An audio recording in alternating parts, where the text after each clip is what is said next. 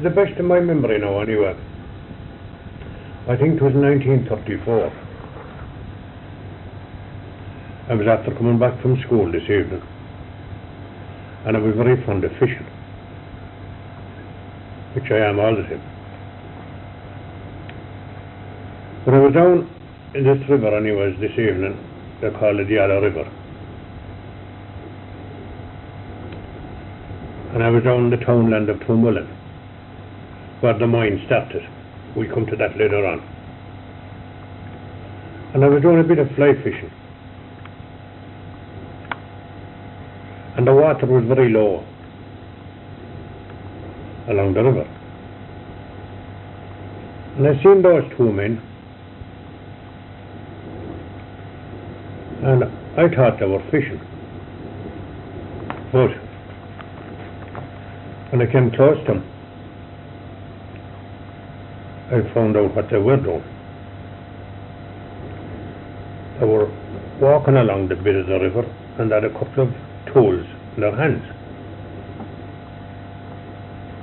So I suppose I've been curious to find out what they were doing. I came nearer to them, and the two of them sat down on the bank of the river, and they asked me to know how was the fishing. I said it's pretty good, but the water has gone very low. He said, did you kill any trout? I did. I said I caught about 5 or 6. Would you like a couple? I'd love to have a couple for my tea, he said. So I gave him 2 of the trout anyway, and he in turn gave me 2 shillings. Now 2 shillings that time was a lot of money compared to today. I remember you get woodbines that time for 5. You get 5 woodbines for 2 pence, 2 odd pence, you know. So I know what would you get now for 2 pence, you wouldn't get anything. For the 2 shillings anyways, you wouldn't get any cigarettes. But anyhow, he said, my name, he said, is Judge Michael Cummins. Ex-Judge Michael Cummins. And my friend, he said, his name is Mr. Lennon. And both of us are from Ballyvaughan, he said. And this is a hobby I have taken up. And the hobby I have taken up is exploring for minerals. No, I didn't know what phosphate was at the time, although I was standing down in it. So he said, that rock you're standing in there, he said, I'm trying to prove, he says, to the government, he said, that it is equally as good as the rock we're getting in from North Africa. That was the phosphate rock. Yeah. So anyhow, you'd never know, he said, but there might be a phosphate mine here yet. I said, okay. So he had a very strong canvas bag, and he put a few of the phosphate rocks into it that he was after quarrying off the bed of the river. And that's the time I recognised it was a different colour to the limestone. It was darker in colour. He said, I'm sending this away, he says, to be analysed. And if it proves to be, he said, as good as what's coming in from Africa, he said, I don't see, he said, why the government shouldn't finance me, he said, and get it going. So anyhow, things rested so for a long time. I suppose about in 12 months after. This might be 35 now.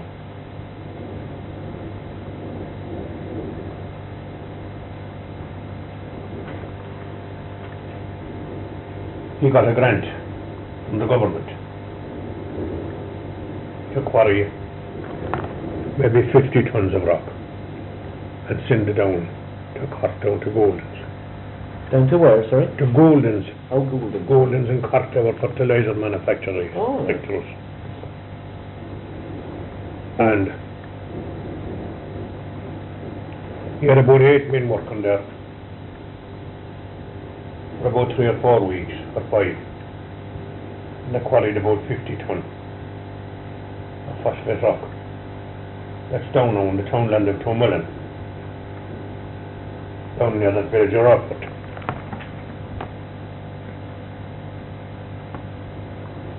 Anyhow, I suppose the grant he got from the government ran out and the work stopped. But he did send away around 50 ton Right. down to Goldens in Cork. And the way it went was, it was brought in this diamond in a truck to the West Clare Railway. It was put on the West Clare Railway in this diamond, which was a narrow gauge, and it was transferred from the West Clare Railway onto the Great Southern Railway in Innis and brought to Goldens in Cork. Now, things rested so for about 12 months again, and he got a further grant. Now, I could not tell you what government was in power at the time, Right. but they gave him a grant anyways, and the grants were small, but then the wages was very small that the man was getting. Yeah. It was about £1.5 a week at the time, which is £1.25 now. Yeah. I remember that very well, because I worked in the mine. I started there in 1939, and it was 30 shillings a week, 150 for a long week. We'll come to that later.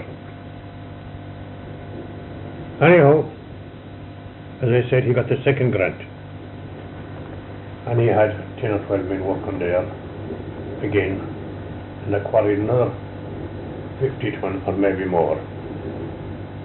And I don't know, but it went to Galway this time, maybe to McDonough's in Galway. They were processing it as well and manufacturing it. Okay, it stopped again when the money ran out. I suppose those consignments were only in a trial basis, you know. But anyhow, in 1939, World War II broke out. And it started up in a big way then. But it was surface mining, you know. Right. He didn't go underground at all. But he done his work right. He got the mining rights from the government. And no one could go near it while he was in command. Right.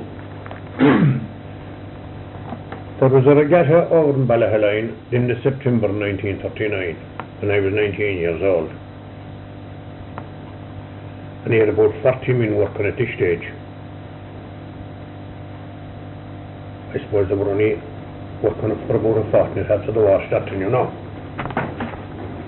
And I asked the foreman, who was Michael Guthrie of Listonvarna. He was over at the regatta. I asked him to know if he gave me a job in the mine. I said, I'm living very near it. Well, I will, he said, but you can't start for another week. So the following Monday week, I started in 1939. Maybe the 1st of October, the first week of October. And I was there until 1942.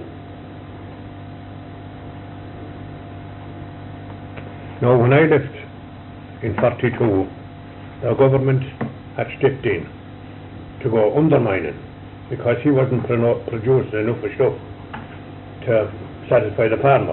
Right. So he wrote to the government and he told them that they couldn't step in. They had the mining rights of so many 100 acres of land in North Clare for so many years. It'd be 99 or 900, or I don't know what it was.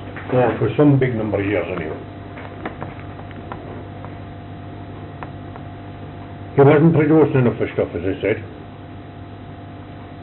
And I suppose it was hard to blame him. It was hard to get machinery at the time. And he hadn't the proper engineers or whatever. But they stepped in anyways, and he took him to court. And I remember reading in the paper that time, where he was compensated in court to the tune of, I don't know, is it £15,000 or £25,000, which would be equal to a lot of big money now, isn't it? We're talking about $1 million anyway. Yeah. So they stepped in anyways, but they compensated.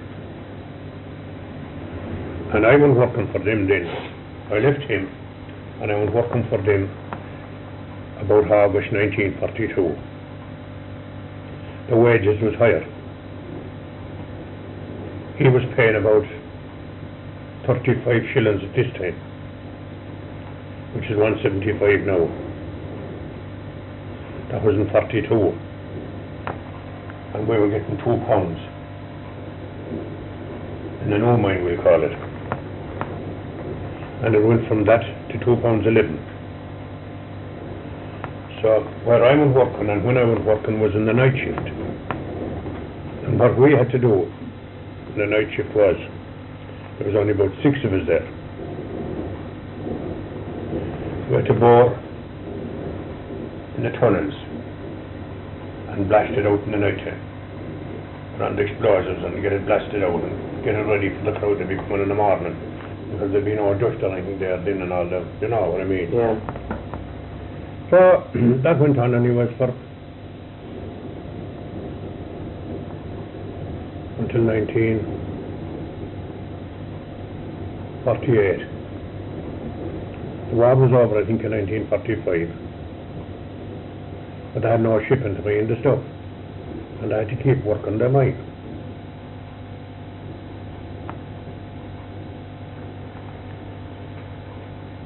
So then, during that time then, from 42 to 48, there was about 400 men working underground for the mining company. The Mineral Exploration and Development Company of Ireland was called, I think. But between the 400 that was working on that side, and there was about 300 other side. That was about 700 people that were employed indirectly, like, you know, you had people, you had different people, different trades. You had mechanics, you had drivers, you had timbermen, you had masons, and up sheds, and people working in offices. But anyhow, there was about 700 anyways involved in it, you know. That's a big mine. There was a big lot of... Now, all those people came out of this area at that time. Yeah. That will tell you the population that was around here. Yeah. There was big families in every house at the time. Or maybe 8 or 9, you know. And where they started collecting the people every morning was down in a place called Muhar. 2 miles south of the cliffs of Muhar, 3 miles south of the cliffs of Muhar, the western point of it. They came from there. They came from Hagshead, we'll say, yeah, to Blackhead. From Blackhead into Ballyvaughan. From Ballyvaughan up to Corkscrew. Right down across to Kilshanny. From Kilshanny to Innisdiamond. From Innisdiamond to Lahinch. From Lahinch to the Scanner. And back to the furthest off point in Moore again. Everyone inside that area were working in the mine, which consisted of about 700 people. Yeah. They collected those men in the morning to their lorries. There might be 4 and 5 and 6 lorries of people coming there every morning. And then there was a lot coming there that wasn't, had to come in the lorries, you know, they were within walking distance to the place, maybe a couple of miles, 1 mile, 2 miles, 3 miles. But anyhow, when the mine closed down, all those people went away to America, England, Yeah. Dublin. I seen a picture down there in a house lately where there was 50 people working in, as I told you a while ago, in Judge Cummins' mine when it started first. That was in 39, he'd have gone about 50 first. That picture was taken. I seen 2 people in that picture that's alive today. Really? Yeah. One of them is a brother to go to O'Connell's, O'Connell's. Oh, right. And the others were young kids that were standing in. would come over at dinners or something in the middle of the night, where all the old people have gone and dead. My picture wasn't in it that day. I mightn't have started at that time, you know. It was just about to start in the mine. But I remember then when the mine was about to stop, there was a big protest meeting out in Listongarden one night. That the Valera was coming, electioneering and everything there in the town hall. Well, they done their best to try to keep it going, and he said that the reason it was only an emergency job, it was costing so much money to produce it. And those big firms that were manufacturing the phosphate, that they had big interests out in Africa for the slave labourers. And they were getting the stuff into Ireland a lot cheaper than what they could produce it here. Yeah. So most of this phosphate then came from North Africa? It did, as far as I know. Yeah. There's other manures come from other places, all right, and, but it couldn't be phosphate, like, you know. Yeah. I remember there was a great manure coming here one time. It was an expensive manure. It was made out of bird droppings. It came from a place called Peru. Oh, yeah. Peruvian, they would call it. Peruvian manure. It was a kind of a reddish kind of a manure, like, you know. But it was supposed to be very good stuff for potatoes. Peru. It was in some Peru, wherever it is. It was in South America, where is it? Yeah. It's on the western coast. Oh yeah, the western coast. Yeah. Western coast of South America, yeah. That must have been, perhaps it was either the seabirds drop-in. I suppose it was. Or, I know there's big caves over there which have bat drop-ins in, and that's mined as a very rich. Yeah. Bat drop-ins are mined as a very, very rich fertilizer. Yeah. So it may well have been that as well. Peruvian, they would call it. Yeah. And they claimed it would be made out of the bird droppings anyway. I suppose a part of it maybe, I don't know. Yeah. So what was the name of the company? The company? The mining company that was there? Was the Mineral Exploration Company. Mineral Exploration and Development Company of Ireland, I think. There was some name like that. No, it was an Irish, but I think that's what it meant. Right. So there's about 700 people working. And there were 700 people working there, I remember. Well. Were boys used in the underground at all? Young children at all? No. No? What was the earliest age that you were allowed to work there? 18. 18? Yeah. But they were working younger than that, maybe 16. They might be telling lies, you know. Yeah. It's not to get the job, so they Well, have to get a job. right, yeah. So they have to get a job that time, I tell you. Yeah. Well, in Britain, certainly near Bristol and up and down the country, in the coal mines, children as young as 6 and 7 were being employed. Oh yeah. Oh yeah.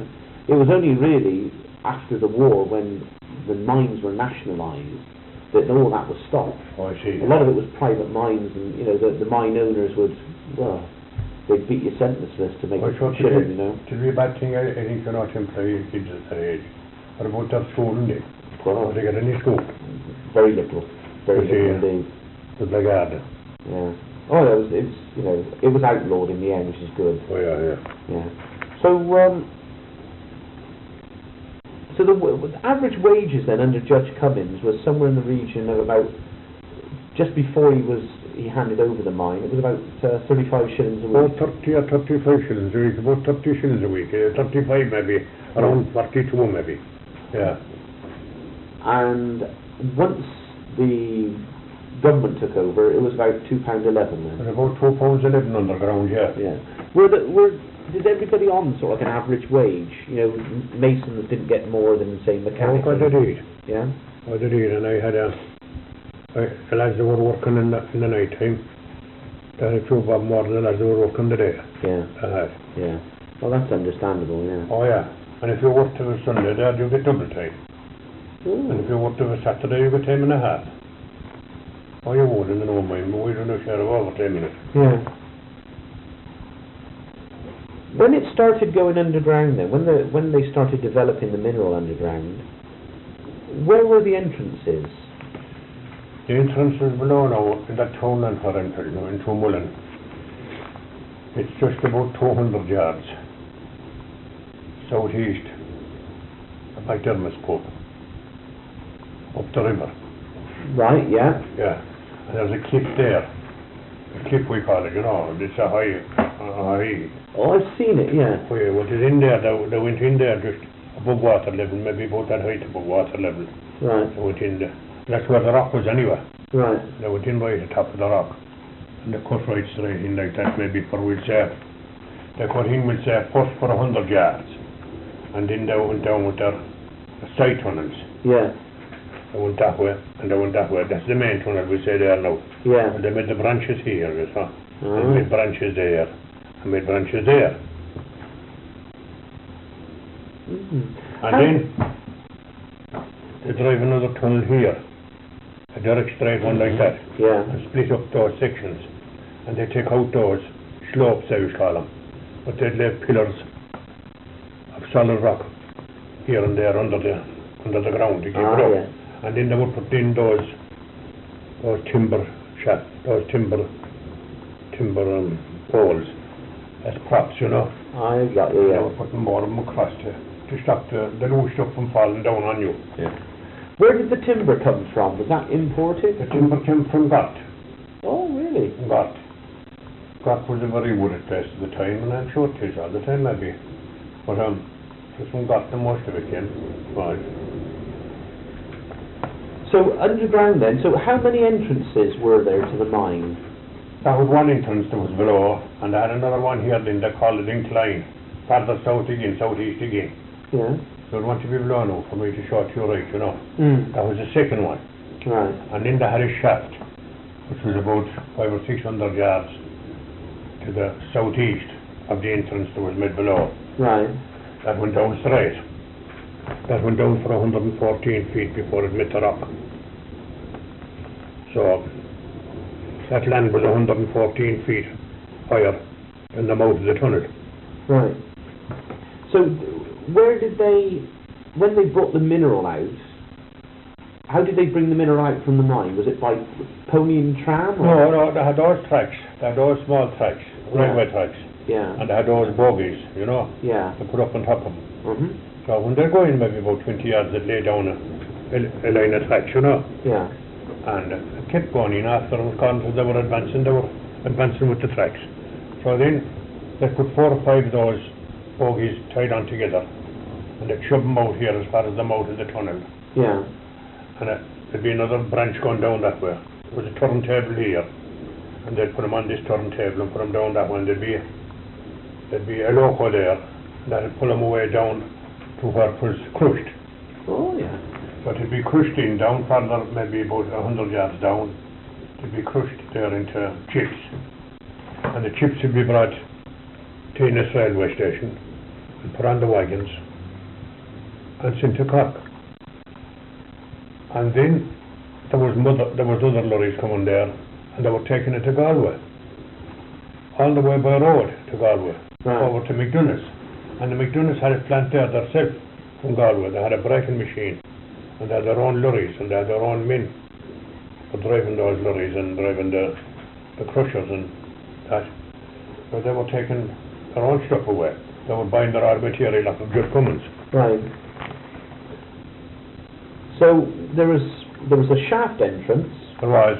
There was an incline. There was. And you had then down by, I take it you mean down by the church?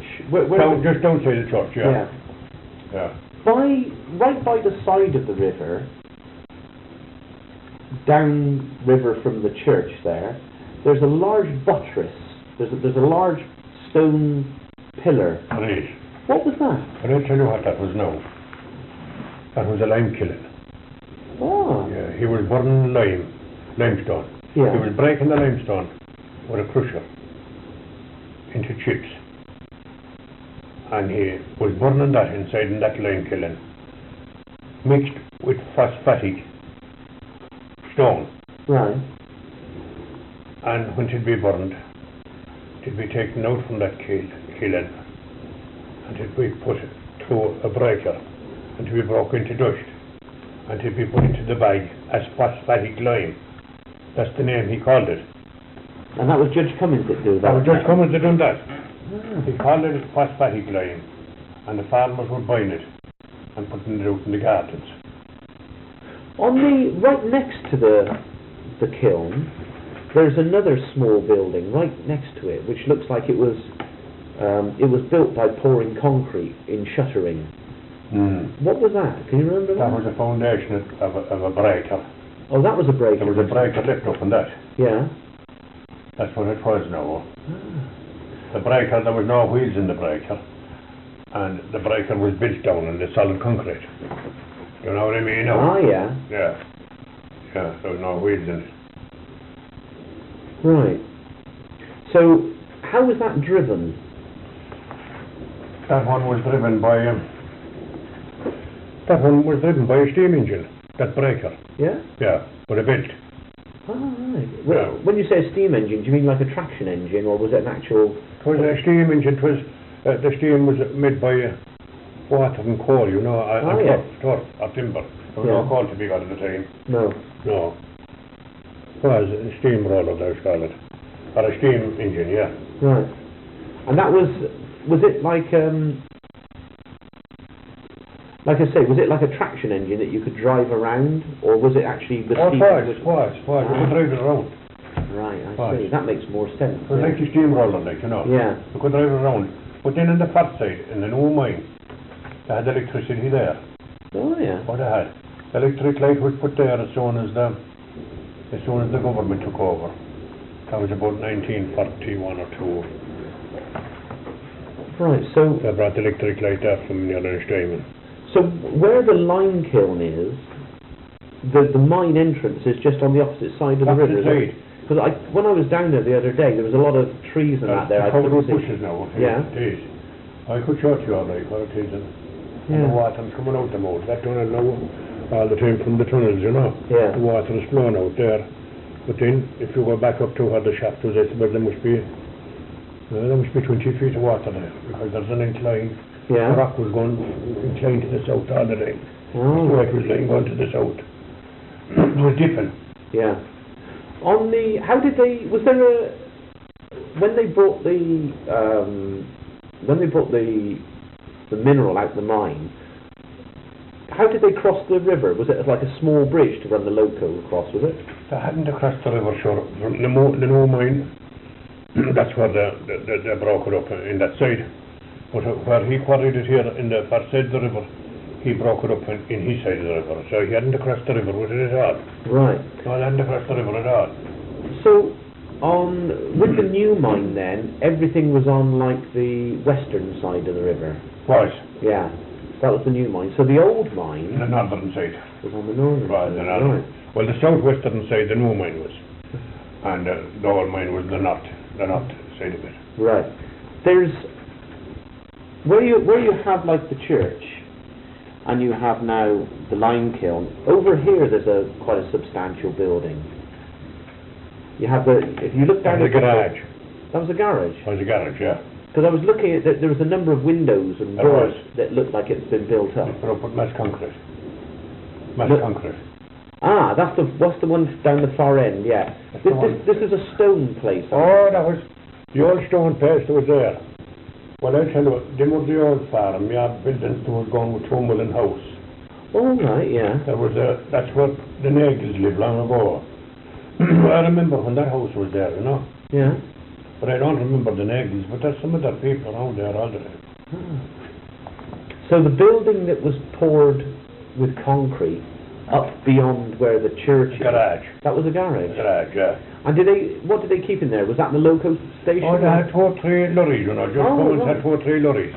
Ah. And he had a couple of mechanics there, and they were all the time kept going because they were second-hand lorries, like, you know. Ah, I see. And then he had a couple of compressors, and they had to be maintained as well, you know. Right. And he had a lot of, he had a good bit of machinery there, like, you know. So on the side of the river there, on the new mine side, where the mine entrance is, if you're looking from the side of where the lime kiln is, you can see a bit of a ledge. There is. Is that where the loco used to run down? Is it? That was going down from the incline. There was a winch house above near the incline, about 20 yards back from it, electric winch house. Yeah. And there was a steel rope going down there until going down the incline, down where the track was, you know. So that winch was pulling up the bogies up the incline until it came here to the level. Right. And then there was a junction, you'd let them down this one, they're going out to that junction. And the loco was there, and that had pulled maybe 10 bogies down to where the crushing was taking place, you know. Right. Now, that, from what I think of, we're opposite, where McGann's is now, Yeah. you have that house more or less opposite by where the gate is into the field. You have, yeah. Yeah. And you can see the raised bed of a track that comes in. I tell you about that. See, the bogie, this loco was pulling the bogies down from the incline above, down along that track that you're seeing. Yeah. And it was coming down right to the crusher here, where the crusher was here. And she was tipping them there. And the bogie go back up again to where she collected, or the local go back up again to where she collected the bogies, but the bogies are going this incline at this side, where you said there was an incline going in there, and they're going that incline, and they'll be connected above inside again and underground, you know. Yeah. There was about 50 bogies into this place. Yeah. They come out one way, and they're going another way. And there was a man below at the turntable below, and he put maybe 5 or 6 of them into that tunnel, and he might put 5 or 6 of them into that place, and he might put 5 or 6 of them that way. Oh, right. So what you have like the river that comes down like that. Yeah. And you have the lime kiln. Yes. And you have now you have the cliff. You have, yeah. Like that. Yes. And that runs out on then it comes out towards the field. And you seem to have like a very narrow the ledge. Yes, you have. So there was an entrance there. There was, yeah. And there seems to be a building or something in the trees back here. Is that where the winch house was? Right.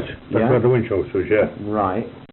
So, are you saying that there was another entrance around this side of the hill? There was. No, I can't follow you right there, you know. I can't follow you right there now. I'm just thinking now, this is the river coming down. That's the river coming down now. That's the lime kiln. Oh, that's the lime kiln now, yeah. Yeah. That's the river coming down, yeah. It's coming this way now. Yeah. Mhm. Yeah, and this is the lime kiln. Yeah, and the church is over here now. Church is over here, yeah. Yeah.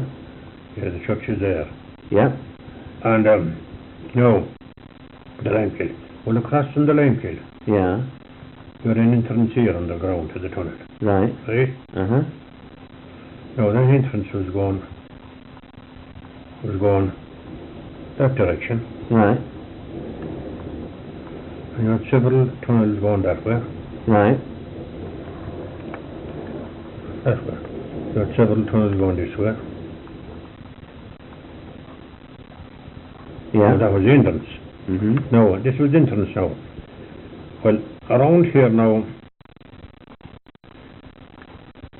the breaking was taking place. Yeah, there's a breaker down across here somewhere. Was there around there now. That was the new mine now. Yeah.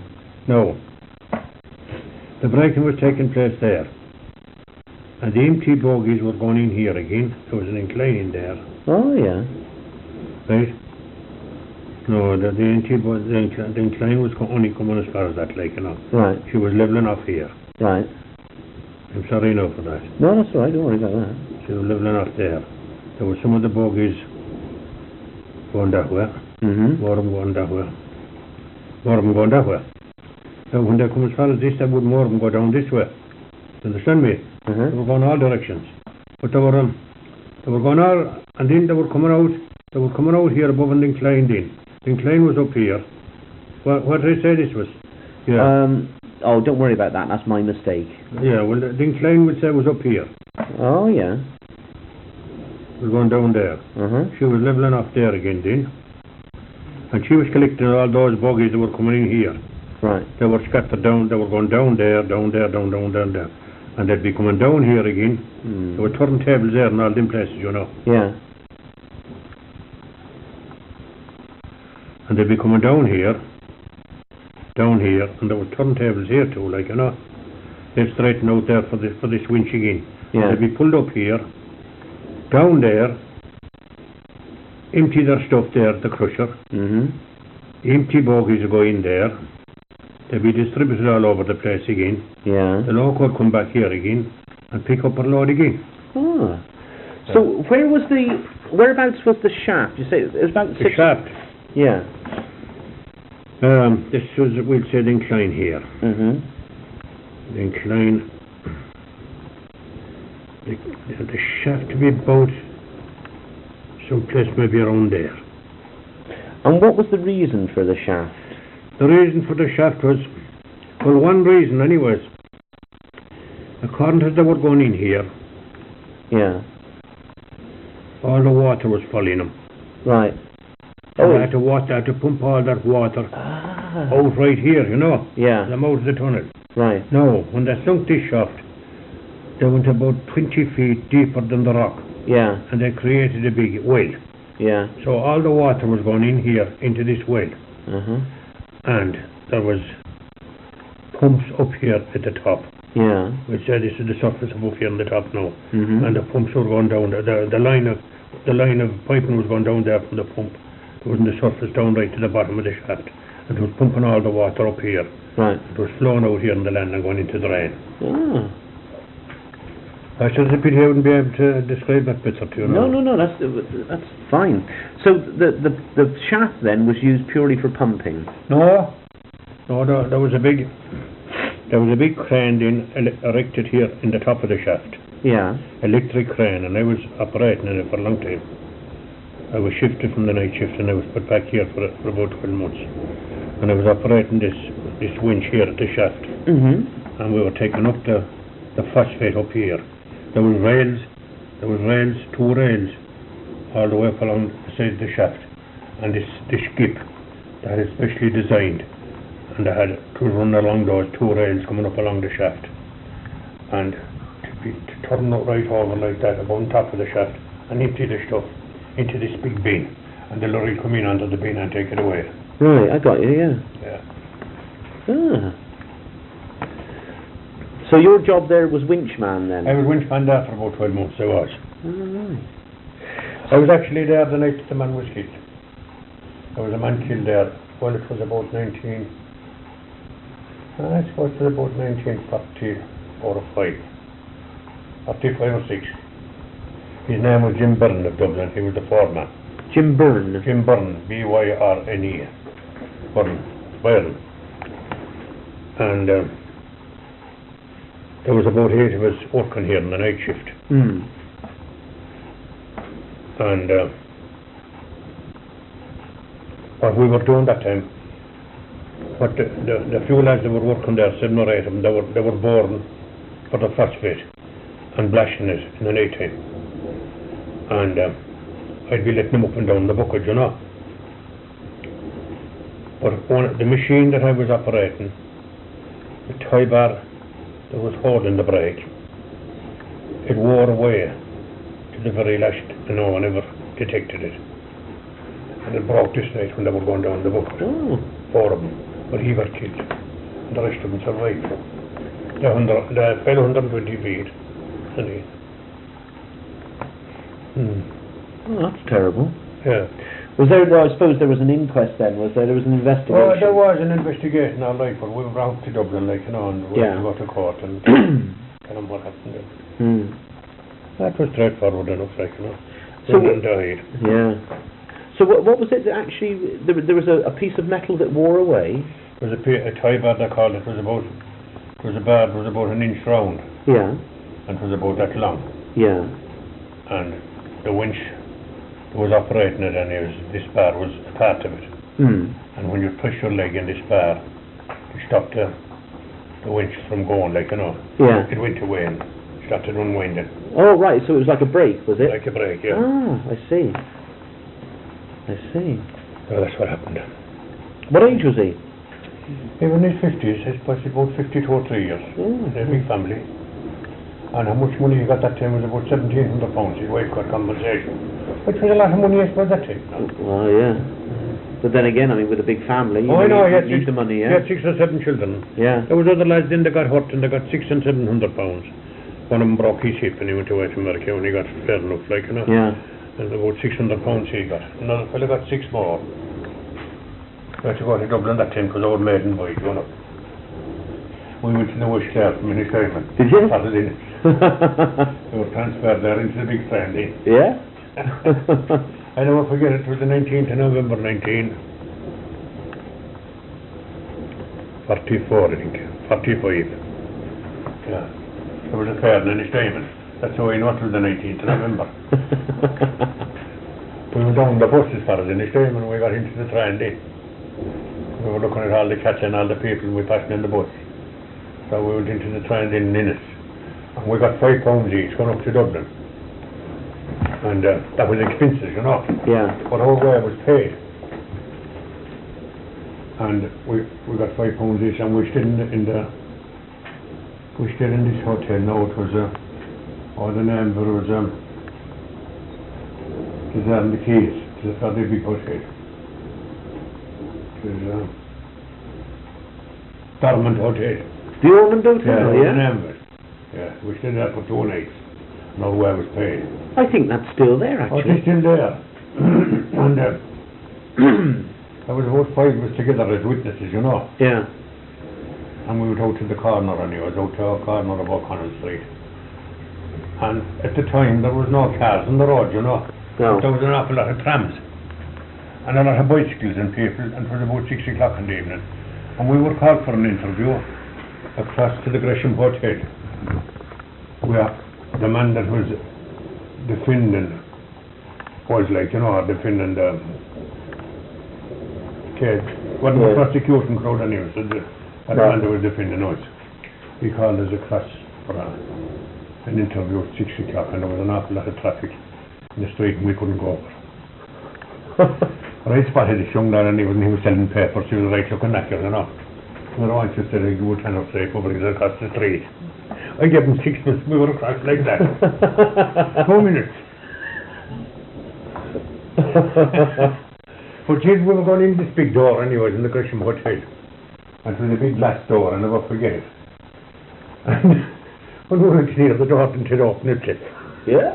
Yeah, the other fella, he turned back, he said, there's something wrong, he said, the door's after open.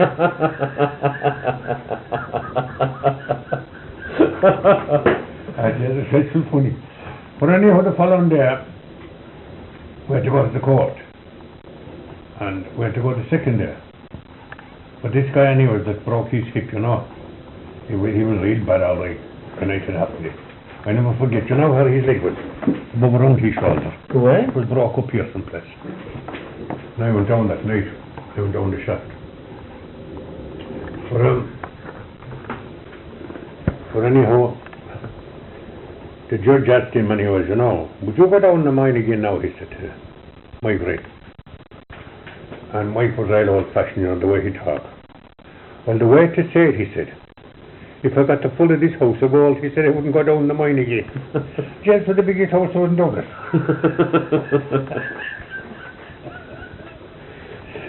Who were the names of the chaps that were in the skip then that day? Oh, Mike Ryn was one of them. Mike? Ryn, R-Y-N-N-E. Yeah? And the other fellow was Danny Lahab. How do you spell that? L-A-H. L-A-V. Rovnicino. L-A-H. I don't know, Lahab. We had on the refrigerator. Yeah, and who else were there? Michael Ryn, Danny Lahab, and Dan O'Leary, and Jim Byrne. Some got killed. Yeah. And it was Byrne. B-U-R... B-Y-R-N-E. B-Y-R-N-E. Sorry, what was his first name again? Jim Byrne. Jim Byrne. Yeah. He came from we were brought out that night to where he lived. We went out in the bus. This guy was with me, Danny Lahab, I think, yeah.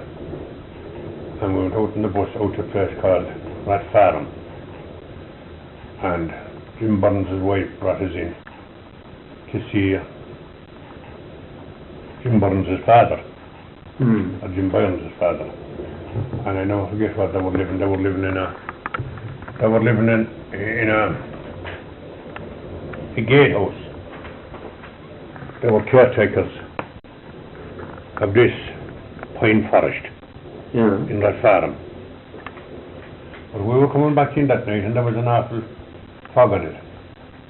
And the buses had to go very slow coming there near O'Connell Street. And the fellow that was with me, he thought the bus was stopped. And when he stopped, his horse was going. Didn't he jump out? Didn't he fall? On the road.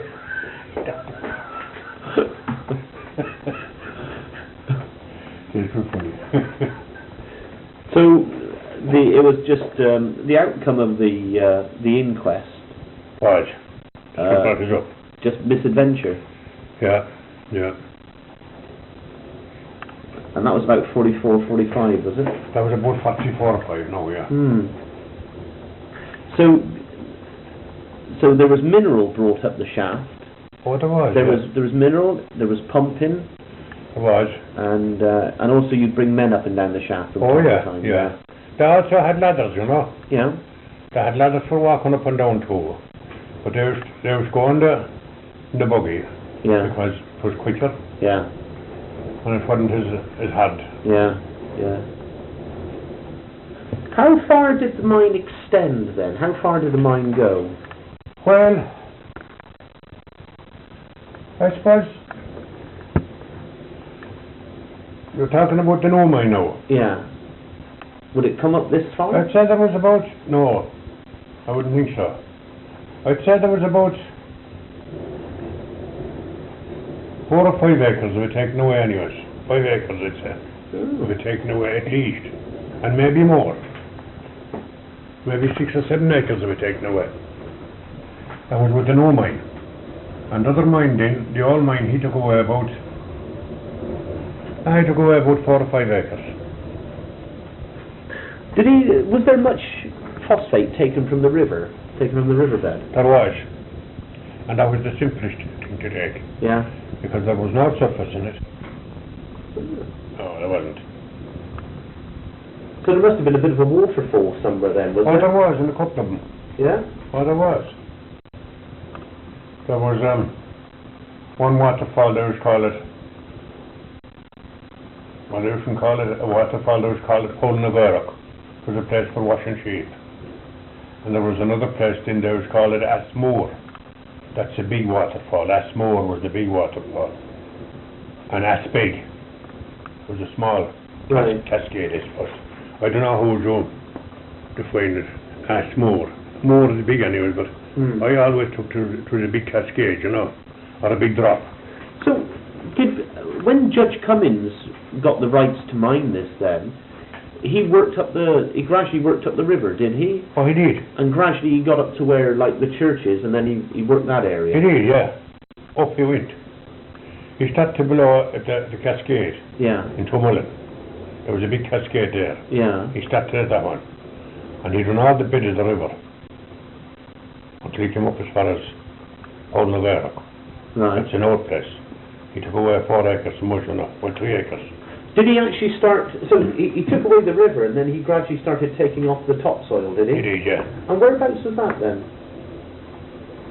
Just by where his mine is? You know where the old church is? Yeah. Well, if you go up there by the river, yeah, for about 200 yards, you'll come into a field there where we levelled up after the damage he done. I was going to say, you've got a bit of a cliff up on the left, haven't you? You have. And there's like a large flat area that's way on the right. That's well, he left that in an awful condition after him, but we levelled it there a few years ago. Oh, right. We did. Well, that's your ground over there. It is.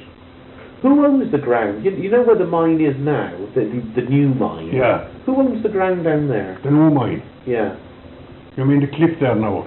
Yeah. I mean, who would I speak to get permission to go and have a look? Peter Tierney. Peter Tierney of wrote for Doolin. Tierney. Yeah. And he's in Roadford? He's in Roadford. Right. By the side of McGann's. Right. A 2-story high house, painted yellow. On the left-hand side? Which is an old house. Yeah. And he has a new house at the back of it. He might be in the new house. Oh, right. Peter Tierney. Yeah. Now, there's another fella there, Pat O'Donoghue. And the name of their house is Ashling House. ISL. Ashling House? Ashling House. And who's Pat O'Donoghue? I don't know. Well, he's a local farmer, like, you know. Right. He's married to a girl of the Dunleavys. They're living down there. So, Peter Tierney, he owns the ground that the new mine is on? Yeah. Right. And his father got that piece of ground from the Mineral Exploration Company when they were pulling out. Oh, yeah. You know, he bought it, he got it somewhere or anyway. Yeah. Would he be happy for me to have a wander around there and take photos? Oh, I wouldn't mind. No? I wouldn't. Yeah. I'll pop down. Well, I'll pop down sometime, and I'll pop down probably Christmas time when I'm back over and have a look around, take a photo. Yeah. In the meantime, could you have a word with him and just tell him that I'm interested? I could, yeah. Yeah. And you just say that, you know, I don't mean any harm or anything. Oh, I know. I do that. So, Pat O'Donoghue then. Who's Pat O'Donoghue? Pat O'Donoghue is in Ashling House. Ashling House. Yeah. What's he to do with it then? There's nothing to do with it, just that he's living there and he got the bit of land. I see. Is Ashling House the new bungalow? It is. Ah, yeah. It is. Pat O'Donoghue, yeah. Right, okay. So the engine, the railway engine that they use to pull the trams around. Yeah. Well, it wouldn't be a railway engine, no, but they called it a loco. A little loco. It was a light type of a railway engine, you know. Right. Was it a diesel? With diesel, yeah. Right. With diesel. Do you know where it came from? Any idea? I don't know that I do. Yeah? Because I went down to Innis for the ride, it came. Oh. In a lorry. And it came from Cork, from the Great Southern Railway. And we transferred it from the Great Southern Railway into lorry and brought it home. What was it used for down there? Do you have any idea? In Cork? Yeah. I don't know, in the world. Well, I'm not sure, maybe it wasn't from Cork. But I thought I had an idea that it was from Cork. Right. Well, it could be used in any other county, you know. And maybe some dealer bought it, like, you know. Yeah. He might be from Cork, you know. Yeah. I suppose they had him in a Avoca too, you know. Avoca, there was a good area of mines around. Oh, there were, yeah. There were. Yeah. Maybe it was from there. I came in, pretty sure. And then they'll have to have more mines there in Castlecomer, and the coal mines are there, in Kilkenny or some place. They had in Castlecomer. I didn't realise it, but there were actually salt mines up in Antrim. Oh yeah, what's that? Yeah. Oh, God. 900 feet deep. Oh, gee, 900 feet deep. Yeah. Oh, God. I was looking through an old But I book. find I found them down that depth now. I'm amazed by it because there's very little written about it. Yeah. You know, I mean, I consider it a very important piece of history of the area, but very little is known. And I was amazed that I just looking through a bookshop one day and I came across a picture of this salt mine. And I got tonight. yeah, I was totally surprised because it's not often you get something like that. Tell me, do you know if there were any photographs taken at the time of the mine at all? There's one of them, blood tunnels. Ah, that's gone now. Is it gone? Yeah, I know the one you mean. There's a friend of mine who made a copy of it. Oh yeah. But I'd like to get a copy of that myself. And there's around all there's some other one of them around.